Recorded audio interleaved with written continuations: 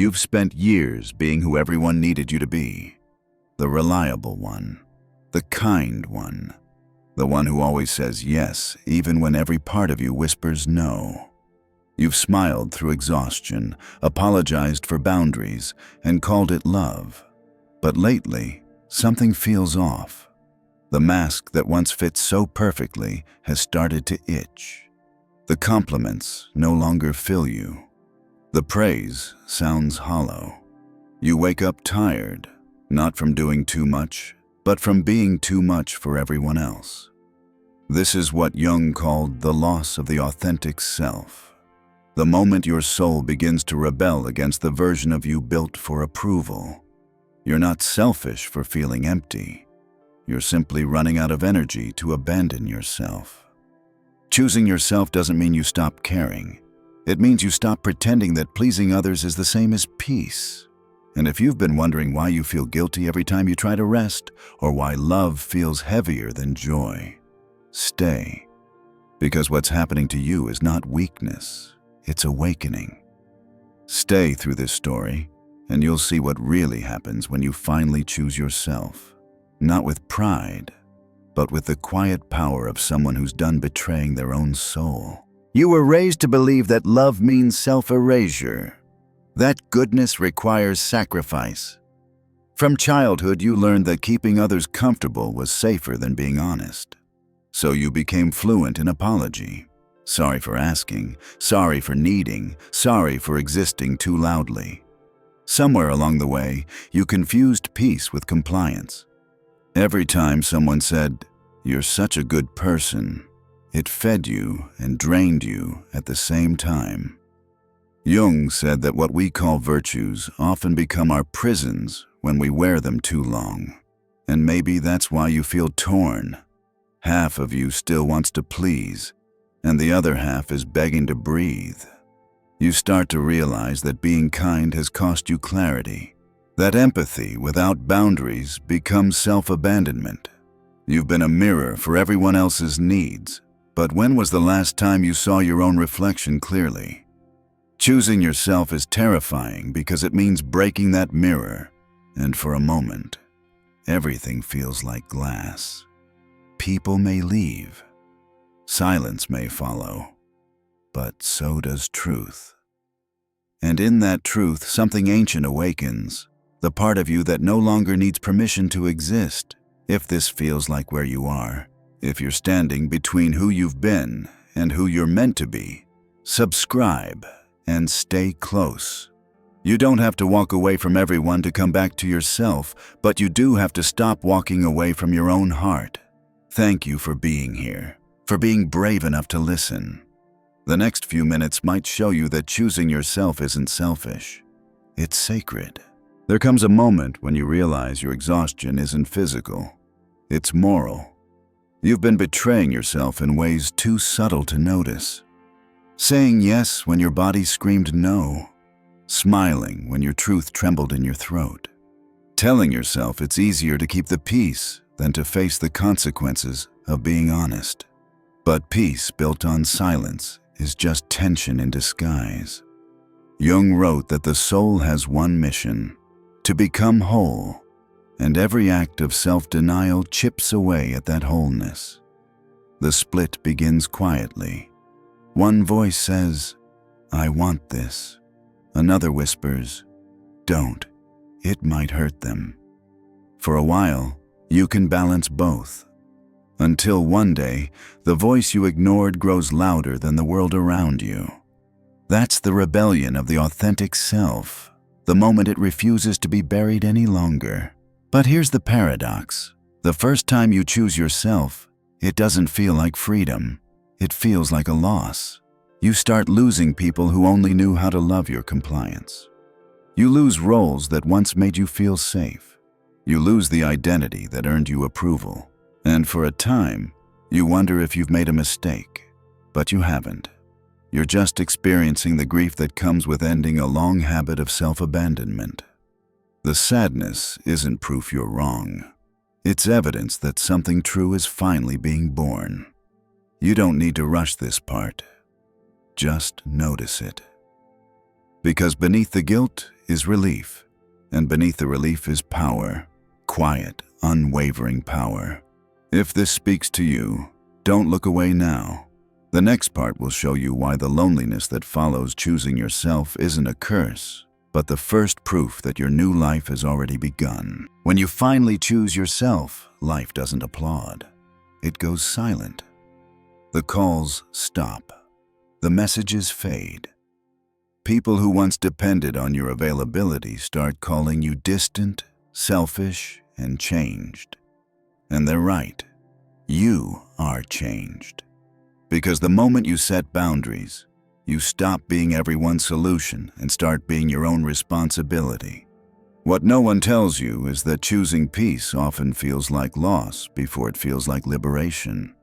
You'll grieve the noise, the chaos, the people who left when you stopped rescuing them. You'll even miss the version of yourself who tolerated too much, because that version was familiar, predictable, and needed. But that's the price of freedom, the end of false belonging. Jung said that loneliness doesn't come from having no people around, but from being unable to share what matters most to you. And in this stage, it feels like no one understands the language you're learning, the quiet, the stillness, the truth. But hold on to it anyway. The silence that feels heavy now will soon become holy. You'll start noticing small miracles, the breath that comes easier, the thoughts that hurt less, the mornings that no longer feel like a burden. That's your new self, fragile but real, beginning to stand. It takes courage to stay here, to live without the constant validation you once fed on. But remember, every life that's rebuilt starts with a season of solitude. This is yours. And if you can stay through the loneliness, really stay, you'll soon understand what most people never do. That peace isn't something you find, it's something you stop losing. Stay close, because what comes next will show you what truly waits on the other side of letting go. Imagine walking through a house made entirely of mirrors. Every wall reflects a version of you, the obedient one, the caretaker, the achiever, the forgiving one who always comes back. For years, you mistook these reflections for your identity. Each mirror rewarded you with approval, and so you stayed, polishing their surfaces, terrified of what would happen if one ever cracked. But then, one day, fatigue becomes heavier than fear. You stop fixing the reflections and start noticing how distorted they've become. The smiles don't reach the eyes. The posture looks practiced, not natural. And in the silence of that realization, you do something you never dared to before. You touch the glass. It trembles. For the first time, you see the truth. None of these versions was ever fully you. They were fragments built for survival. Jung said that the self is not found in perfection, but in the union of opposites, light and shadow, truth and fear, love and solitude. To reach it, every false image must break. So you let it. The sound of shattering is deafening at first, but then comes the light, scattered, chaotic, alive. You step through the glass barefoot, shaking, but free. Behind the mirrors, there's no applause, no audience, no role waiting, only quiet. But in that quiet, you meet someone you haven't seen in years. The real you, raw, imperfect, unapologetic. And as you finally look into eyes that don't perform, you realize what choosing yourself truly means. It's not rebellion, it's return. It's the end of reflection and the beginning of presence. This is where transformation begins, not when you fix your reflection, but when you dare to walk through it. After the breaking, the world feels strangely quiet. There's no dramatic sunrise, no sudden clarity, just space, too much space. You wake and realize that the people you once rushed to please have moved on, that your phone doesn't buzz like it used to, and that peace can feel eerily similar to emptiness. But that emptiness is sacred. It's the soil before new roots take hold. For the first time, your attention is no longer scattered across everyone else's needs. It turns inward, toward the body you ignored, the dreams you postponed, the emotions you dismissed because they were inconvenient. Jung called this the beginning of individuation, the slow rebuilding of a life that belongs to your soul, not your conditioning. It's not glamorous. It's quiet work. You start saying no without guilt, resting without explanation, listening to your own thoughts without judgment. You realize healing isn't about becoming new. It's about becoming honest. And honesty has a strange way of cleaning everything it touches. Relationships shift, desires evolve, and time stretches differently. There's loneliness, yes, but it's the kind that teaches you how to belong to yourself. You're no longer running on borrowed approval. You're learning the rhythm of your own pulse. Pause here. What you're feeling now, the stillness, the strangeness, is not the end of connection. It's the first moment you've ever truly met yourself. Then something subtle begins to shift. You no longer crave to be understood the way you once did. You stop rehearsing what you'll say to make others see your side. You simply live it. The energy that once leaked into explaining yourself now feeds your creation, your stillness, your joy. Jung called this integration, when the conscious and the unconscious no longer pull against each other, but begin to dance. You start noticing it in small ways. You say no, and your heart doesn't race. You spend time alone, and it doesn't ache. You walk into rooms that once made you shrink and feel strangely neutral. This is how strength hides, not in loud declarations, but in quiet neutrality. The world still tests you, of course. Old patterns knock, familiar faces reappear. But now you meet them differently. You no longer mirror their chaos. You stay still, anchored in what you know. That's the miracle of integration. The drama that once consumed you now passes like weather. You can love without losing yourself, give without depletion, and walk away without guilt. For the first time, love feels clean, not an exchange, but an expression. And as you live from this space, life begins to mirror you back differently. Opportunities feel aligned. Conversations feel real. Even solitude feels companioned. You realize you were never meant to escape your shadow, only to sit beside it until it stopped needing to scream. That's what choosing yourself leads to. Not control, but coherence. And if you've made it this far, stay a little longer. Because what unfolds next isn't about rebuilding your old life. It's about recognizing that your peace is no longer conditional. It's who you've become. Now the work becomes quieter. Less about breakthroughs, more about maintenance. You begin to treat yourself the way you once treated everyone else, with patience, with curiosity, with care. You build small rituals around your truth.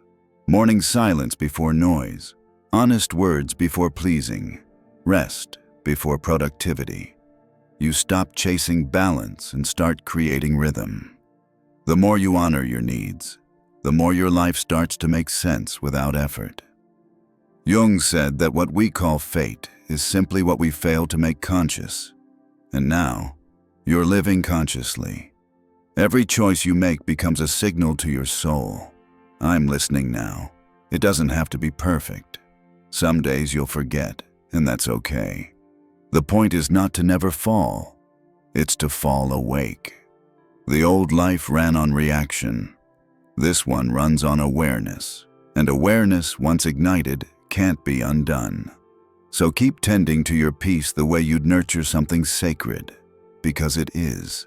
At some point, You'll look back and realize that everything you lost made room for what you were always meant to find. The people who left, the roles that fell away, the silences that once terrified you, they weren't punishments. They were redirections. Jung said that the most terrifying thing is to accept oneself completely. And now, you understand why. Because to accept yourself means to stop negotiating your worth.